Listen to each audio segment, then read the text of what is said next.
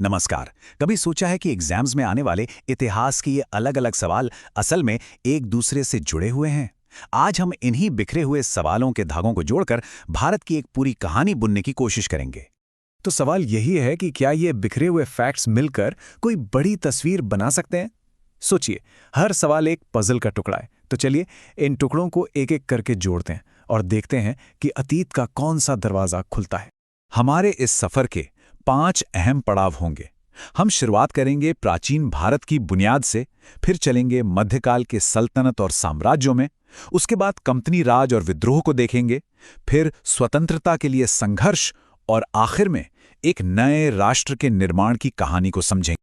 तो चलिए शुरू करते हैं पहले पड़ाव से, प्राचीन भारत की बुनियाद। ये वो जमाना था जब भारत की सांस्कृतिक और सामाजिक नींव रखी जा रही थी, शुरुआती सभ्यताओं से लेकर गहरे दार्शनिक विचारों तक। हड़प्पा सभ्यता सिर्फ अपने आसपास तक ही सीमित नहीं थी। सबूत बताते हैं कि उनका एक जबरदस्त इंटरनेशनल ट्रेड नेटवर्क था। मेसोपोटामिया के टेक्स्ट में हड़प्पा के इलाके को मेलुहा कहा गया है, ओमान को मगन और बहरीन को दिलमुन। और जानते हैं सबसे मजेदार क्या है? हाजा पक्षी। ये नाम उन्होंने हमारे राष्ट्रीय पक्षी मोर को दिया था। अच्छा, अब जरा उस दौर के समाज को समझते हैं। हम अक्सर वर्ण और जाति को एक ही चीज समझ लेते हैं, पर इनमें एक बहुत बारीक सा फर्क है।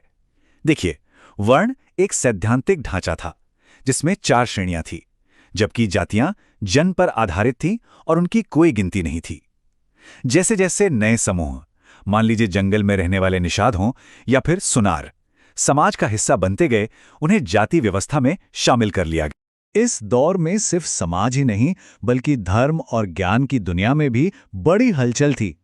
एक तरफ मौर्य सम्राट अशोक बुद्ध के अवशेषों पर स्तूप बनवा रहे थे, तो दूसरी तरफ जैन दर्शन कह रहा था कि पूरी दुनिया, पत्थर हो या पानी, सब में जीवन है। और सोचिए जरा, जब जेम्स प्रिंसेप ने ब्राह्मी और खरोष्ठी जैसी पुरानी लिपियों को पढ़ लिया, तो उन्होंने हमारे लिए इतिहास के कितने ही बंद दरवाजे खोल दिए। चलिए अब समय में थोड़ा आगे बढ़ते हैं।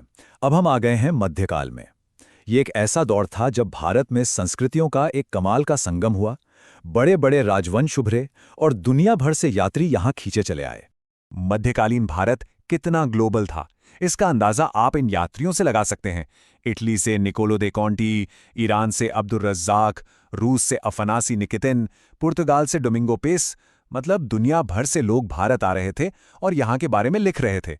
उनके सफरनामे आज हमारे लिए उस जमाने की एक खिड़की की तरह हैं। और इन्हीं यात्रा वृत्तांतों में से एक है रिहला। इसे लिखा था महान यात्री इब्न बतूता ने।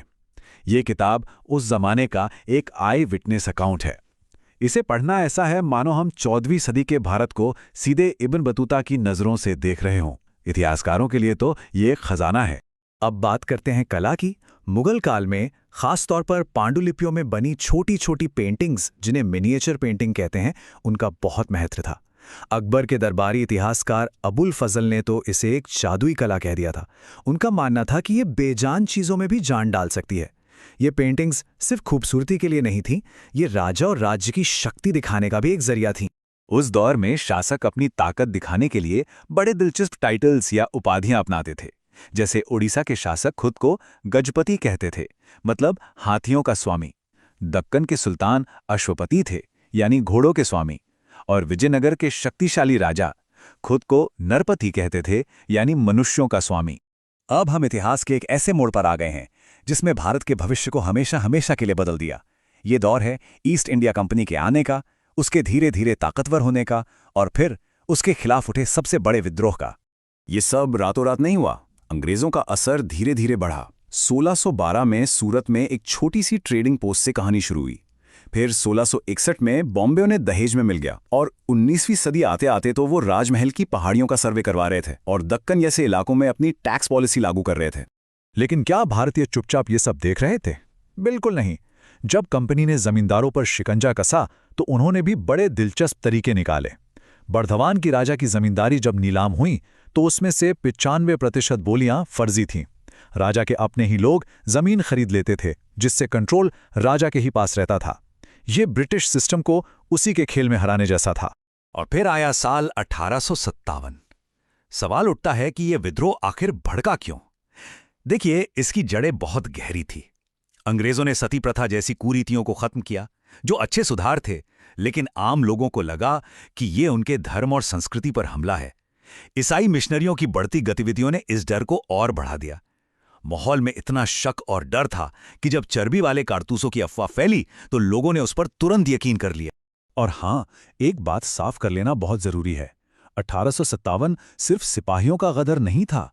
आजमगढ़ की घोषणा जैसे दस्तावेज बताते हैं कि ये एक बहुत बड़ा जनविद्रोह था।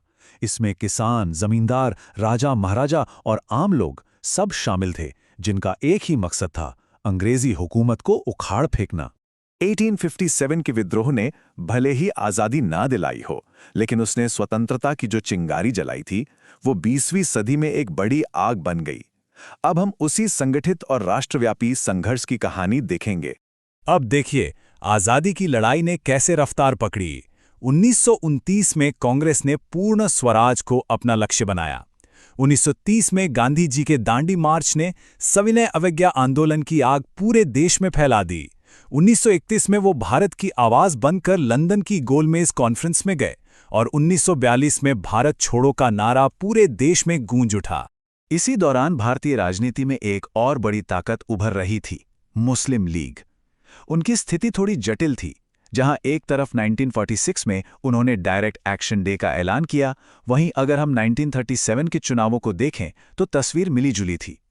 मुस्लिम आरक्षित सीटों पर तो उन्होंने अच्छा प्रदर्शन किया, लेकिन नॉर्थ वेस्ट फ्रंटियर प्रोविंस जैसे मुस्लिम बहुल इलाके में उन्हें एक भी सीट नहीं मिली। और आखिरकार लंबे संघर्ष के बाद वो दिन आया, आज़ादी। लेकिन ये कहानी का अंत नहीं था, बल्कि एक नए और शायद सबसे मुश्किल अध्याय की शुरुआत थी। एक तरफ बंटवारे का जख्म था, तो दूसरी तरफ एक नए आज़ाद भारत के लिए एक संविधान बनाने की जबरदस्त चुनौती। तो इस महान काम को करने के लिए देश के सबसे बड़े दिमाग एक साथ आए। संविधान सभा में जवाहरलाल नेहरू ने उद्देश्य प्रस्ताव पेश करके संविधान की आत्मा तय की। डॉक्टर राजेंद्र प्रसाद ने अध्यक्ष के तौर पर सभी बहसों को एक दिशा दी। सरदार पटेल पर्दे के पीछे रहकर अहम कमेटियों का काम देख रहे थे और डॉक्टर बी.आर. अम्बेडकर देश के पहले कानून मंत्री के तौर पर इस पूरी प्रक्रिया के केंद्र में थे। संविधान बनाना कोई आसान काम नहीं था। राष्ट्रभाषा जैसे मुद्दों पर जबरदस्त और तीखी बहसें हुईं। ऐसे में जी. दुर्गाबाई जैसे सदस्यों ने समायोजन की भावना की अपील की, मतलब एक दूसरे की बात को समझने और बीच का रास्ता निकालने की भावना। और सच कहें तो यही भावना हमारे संविधान की सबसे बड़ी खूबसूरती है। और देखिए, हमारे संविधान निर्माताओं की सोच कितनी गहरी थी। जब सभा में अल्पसंख्यक यानी माइनॉरिटी शब्द पर बहस हुई तो एन.जी. रंगा जैसे सदस्यों ने कहा कि असली अल्पसंख्यक सिर्फ धार्मिक या भाषाई समूह नहीं हैं, बल्कि इस देश के करोड़ों गरीब और दबे कुचले लोग हैं, जिनकी आवाज को सुनना सबसे ज्यादा जरूरी है। तो हमने परीक्षा के कुछ बिखरे हुए सवालों से शुरुआत की और भारत के इतिहास का एक पूरा सफर तय कर लिया। यह हमें सिखाता है कि इतिहास सिर्फ तारीखों और लड़ाइयों का कलेक्शन नहीं है। ये एक जुड़ी हुई कहानी है जहां हर घटना का असर दूसरी पर पड़ता है। तो अंत में सवाल यही है, इतिहास को इस तरह जोड़कर देखना हमें हमारे आज और हमारे आने वाले कल के बारे में क्या सिखा सकता है? इस पर सोचिएगा जरूर।